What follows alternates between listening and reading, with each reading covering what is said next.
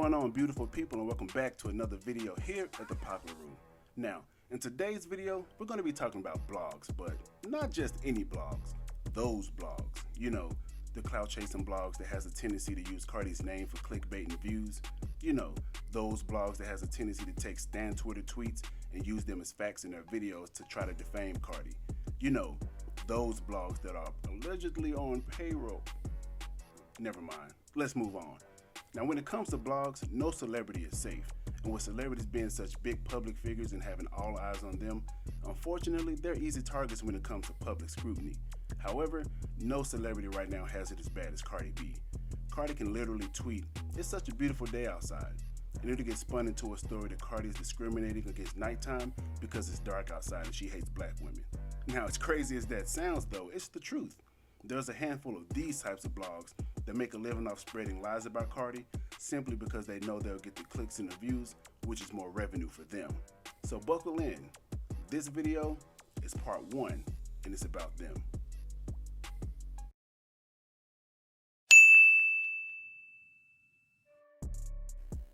If you know the Shade Room, then you likely know this blog as well. The CEO of the Neighborhood Talk is a guy named Kyle, who also used to be an admin on the Shade Room before he was allegedly fired from the platform back in 2018. Now, he was allegedly fired due to ongoing direct attacks to Cardi, in which he responded directly to a lot of Cardi's claims of him harassing her on his personal Instagram page. Now, with people knowing that he worked for the Shade Room at the time, it made a lot of people look sideways at the Shade Room. Now, Kyle later appeared on an episode of Claudia Jordan's show Out Loud, where he was asked directly if he intentionally made anti-Cardi posts while on the Shade Room. This is what he said. She, went on to the next one, and I don't know. I think she just doesn't like me because I'm friends with Nicki Minaj. Mm-hmm. I don't know, but... Yeah, did you kind of like slant some of the stuff to be anti-Cardi and pro-Nicki? I mean, that's your friend. I could be honest with you and say yes. Okay. When they did have their fight, I was, kind of team Nicki, kind of like, got in on it and kind of, post like a picture. And when after their fight, it was like, Nicki's still standing. And I did learn my lesson and just stay there. Considering his comments in the video, I find it interesting how he said he left the Shade Room because it was a toxic platform. Now, even after starting his own platform, though, things didn't change, and there were new issues of him allegedly liking negative comments under his Cardi-related posts on the Neighborhood Talk. And this led to him going live on YouTube, saying that he would no longer post Cardi B at all on the Neighborhood Talk. So, like I said, I'm just gonna stop. Like y'all won. Just leave me alone, okay? I'm not posting her. I'm not posting her no more. I'm not. Y'all won. And just leave me the hell alone with this, please. It's hard to believe that he's quote unquote not that person when he's admitted to making anti-Cardi posts in the past. Now, the Neighborhood Talk has resumed posting Cardi again, so maybe there was some resolution behind the scenes that we're not aware of. And I think because of him wanting to separate himself from the Shade Room and make a name for himself individually, he's done a little bit better at cleaning up his Cardi content. He has some posts with more positive captions and headers.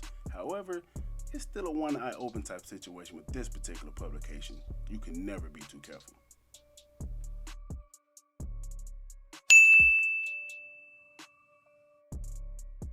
Impressive has had an active YouTube account since 2014.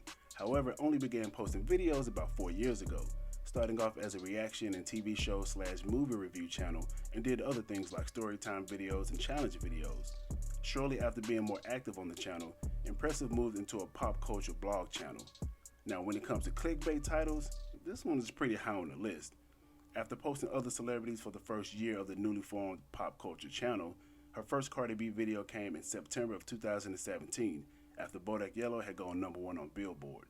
Now, whereas other posts were celebratory of this achievement for female rap, Impressive's video came with this shady title.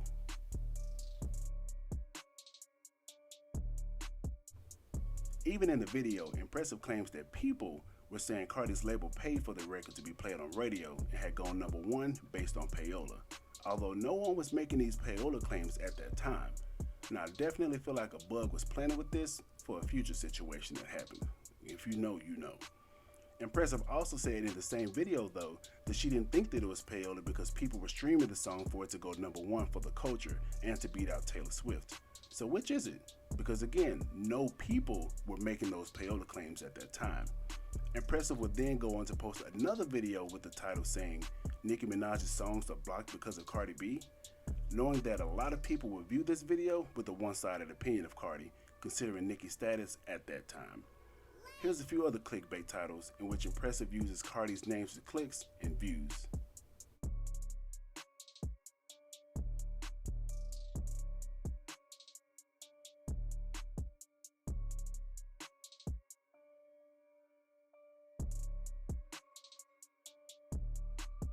And these are only a few of the many clickbait titles and negative videos about Cardi on this channel. Now, perception says a lot, right?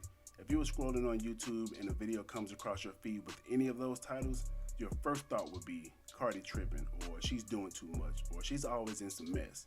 And when you click on the video, you're already inclined to watch it with negative opinions of Cardi, and this is exactly what Impressive does. She definitely titles videos in ways to change a person's way of thinking, and it also doesn't help that her narratives are always mixed with backhanded compliments, lies, and shade. If you're going to run a pop culture channel, be more factual and less accusatory and biased. Maybe then it'll help your brand.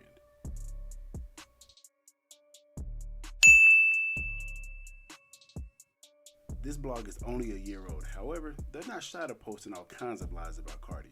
This channel has a total of 46 videos about Cardi, and of their 46, 17 were all within the past month. Obsessed much? Some of you guys may know this blog, some of you may not know this blog, but this blog has constantly been making multiple videos slandering Cardi with pure lies. But because the supporters of this blog are of a particular fan base, their videos get thousands upon thousands of views. When we tell you guys this blogger has been making videos every day, we really mean it. Just take a look at their timeline, and this isn't even half of them.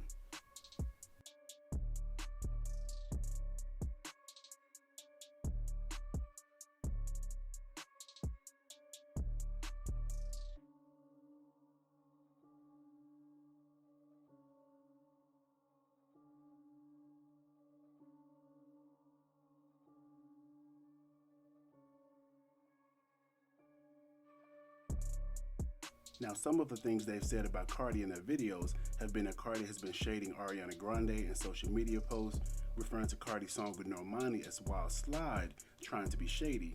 She's penned a comment on one of her videos saying that Cardi is always subbing another particular fan base as a way to shade that fan base's fave, then links a remix to that person's song. If you're not biased, that definitely says otherwise. She's also said that Cardi has to throw shade at other female artists before she makes a music announcement just to get attention, which we all know is far from the truth, as Cardi is one of the most supportive people of other female artists and has always shown genuine love and support. Recently, this blog made an unprovoked tweet towards Cardi displayed here on the screen, claiming that Cardi was thirsty and that they had a video coming soon. Now, mind you, this came from Cardi and Megan celebrating the 1-year anniversary of WAP and hinting at possibly working together again, and this somehow became a thing of them indirectly shading Nicki Minaj. Cardi responded to the tweet, putting this blogger on blast for their ongoing harassment, and this led into a full back and forth between the two, in which the blogger threatened to sue Cardi, also claiming that Cardi had doxed her. Now, for those of you who don't know what doxing is, it's when someone publishes private or identifying information such as phone numbers, home addresses, etc. However, there was no doxing in this situation, as the screenshots that Cardi did post were public records. You can't dox what's public and accessible on the internet. What's funny though is that this blogger originally claimed that the screenshots Cardi posted weren't even her. So how can you be doxed if you're claiming the information isn't even you? Nice try. Now, this blogger also wants to continue to paint a narrative that Cardi B is attacking her because she's a black woman, despite her continually attacking Cardi and being paid dust for months. Black T claims that Cardi only attacks black women or black bloggers, which isn't true. Cardi has even come after Access Hollywood, which is the more reputable and, dare I say, mostly white media outlet, for twisting her words in a headline in a 2019 interview regarding her daughter culture. This goes to show that Cardi would defend herself against any publication. It's just coincidental that in this instance, the majority of the outlets that do attack Cardi with lies are ran by people of color. People have a tendency to bring up race as a manipulation tactic and when it's convenient for them, especially when Cardi B is clearing up false information. Blogger Armand Wiggins recently spoke on this in a video, saying that in the past, he was speaking incorrectly about a situation that involved Cardi, and Cardi herself addressed him personally, saying that his information was wrong and had provided him with the right information, which he did use to clear up. So this narrative that Cardi only attacks black blogs and publications is in itself a reach, when it's clear that she has no problems clearing up things so that the accurate information is out there. Now here's a clip of Armand speaking on this himself. Remember when I first got in contact with her, she hit me up. I was reading her, or I was putting out some information. She DM'd me and she literally said, "Hey love, I'm sorry, this is not the correct information." What did I say? I said, okay, so what is the right information?